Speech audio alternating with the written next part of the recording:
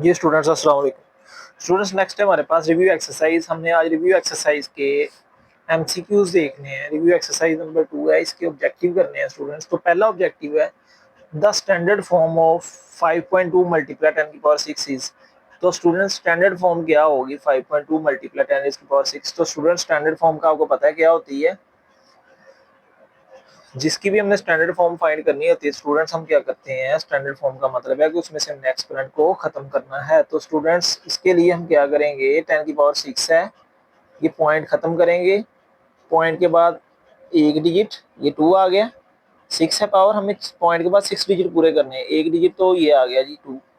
दूसरा आगे कोई डिजिट नहीं है इधर, तो हम खुद से जीरो लगाएंगे। 2 डिजिट, 3 डिजिट, 4 डिजिट, 5 डिजिट और ये 6 डिजिट।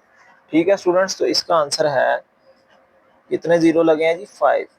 तो 52 लाख। तो स्टूडेंट्स यहाँ पे देख लें 52 लाख कौन सा है जी, सी वाला ऑप्शन है। तो स्टूडेंट्स इसका पहले एमसीक्यूज का आंसर है ऑप्शन नंबर सी। स्टूडेंट्स इसी तरह इसका सेकंड पार्ट है जी 0.00034। इसे स्टूडेंट्स हमने लिखना है साइंटिफिक नोटेशन में।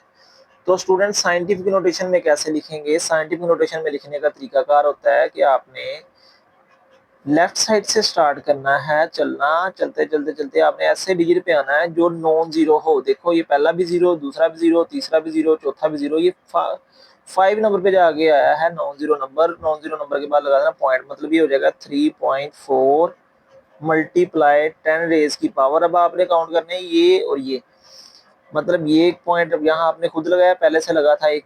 इन दोनों में कितने डिजिट आ रहा है स्टूडेंट्स, 1 2 3 4, तो यहाँ लिखेंगे 4। तो स्टूडेंट्स दो एक बात और याद रखनी है आपने, इसमें पॉजिटिव आएगा या नेगेटिव आएगा इसका फैसला आपने कैसे करना है। इसके दो तरीके हैं स्टूडेंट्स। एक तो आपने चेक करना है पॉइंट आपका लेफ्ट से राइट मूव किया है तो आप नेगेटिव लगा दो, ये तरीका है। दूसरा मेथड ये है कि स्टूडेंट्स अगर स्टार्टिंग में जीरो होंगे, जिस भी नंबर के स्टार्टिंग में जीरो होंगे उसको हम क्या लगा देंगे, माइनस लगा देंगे। तो स्टूडेंट्स ये वाला आंसर देखने कहाँ है, 3.4 मल्टीप्लाई, इसका बी वाला ऑप्शन है स्टूडेंट्स।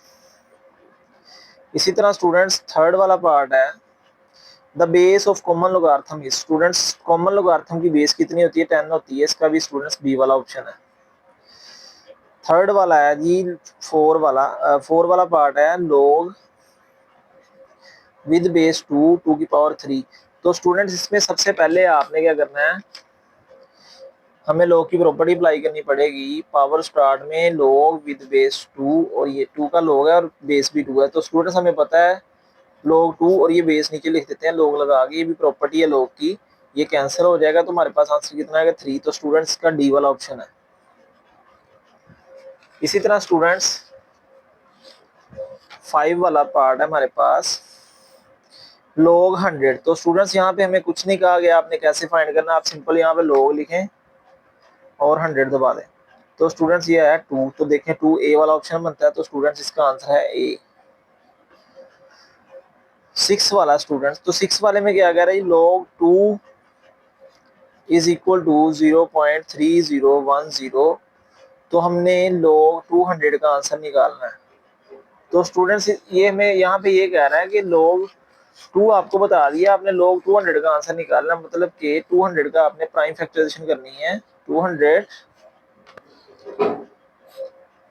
2 1 जा 2, 2 5 जा 10, 2 2 जा 4, 2 5 जा 5 5 जा 25, 5 1 जा 5।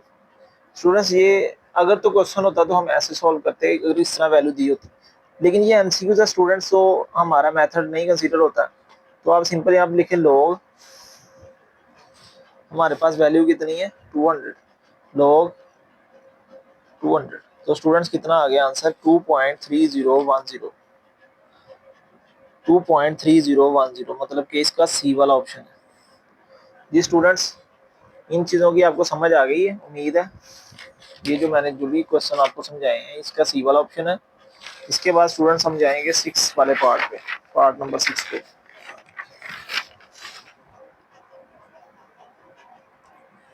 तो स्टूडेंट्स पार्ट नंबर 6 में हमें क्या कहा जा रहा है,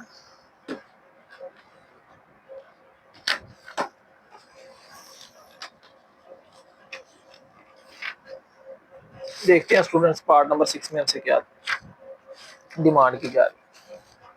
तो स्टूडेंट्स देखें यहाँ लिखा log 0। तो स्टूडेंट्स अगर मैं यहाँ पे ये पार्ट नंबर कौन सा है जी 6 वाला 7 वाला, और यहाँ पे क्या लिखा है जी log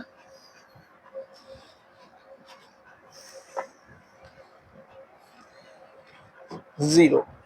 क्या लिखा है जी log 0।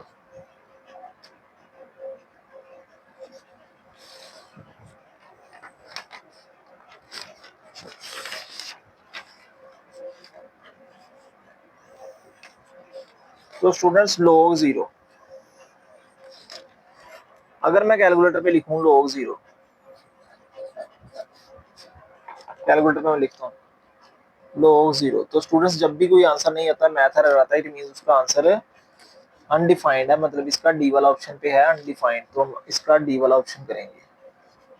इसी तरह नंबर 8 पे है स्टूडेंट्स, नंबर 8 पे log 10,000, तो आप कैलकुलेटर पे लिखोगे log 10,000।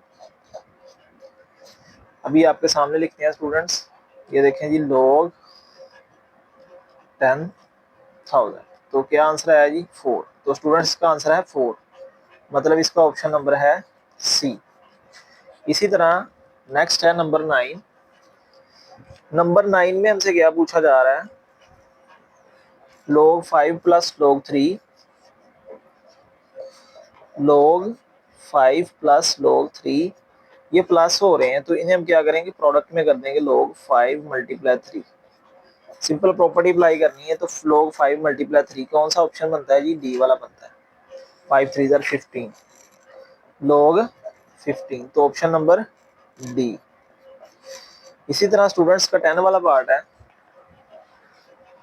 10 वाले पार्ट में हमसे क्या पूछा जा रहा है